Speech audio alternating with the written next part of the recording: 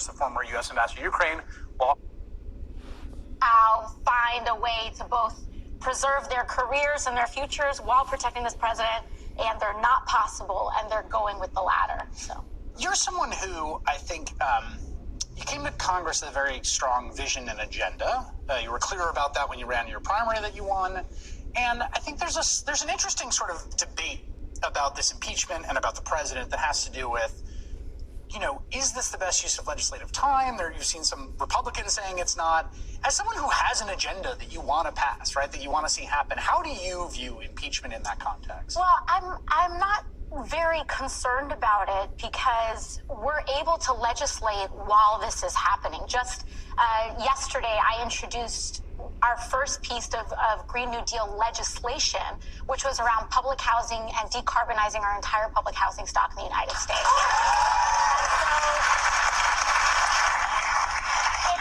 It's not coming at the cost of legislating. Some may say that mass media may cover our proposals a little bit less, but they don't do a great job of that in the first place. So it's no offense. I love you, but I don't think I'm gonna get like a decarbonization 8 p.m. time slot. So it's okay. I think we're legislating, we're working for people, and we're holding the president accountable, and it's all possible.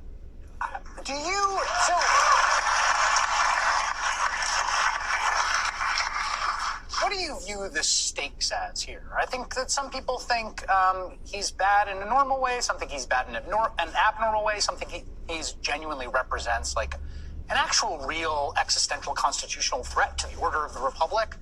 Where are you on that scale? Yeah, it's bad.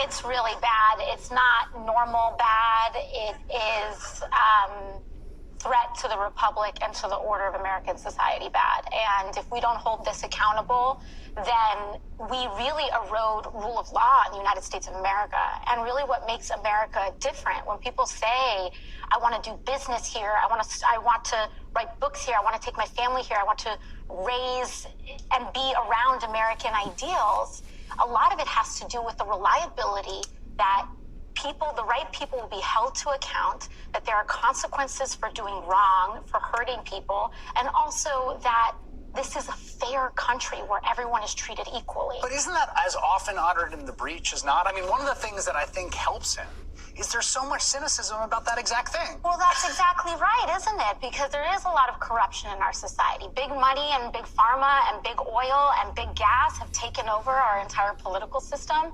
And there are a lot of systemic threats. But that doesn't mean that just because some things are broken, you throw out our entire country and set it on fire. Yeah. And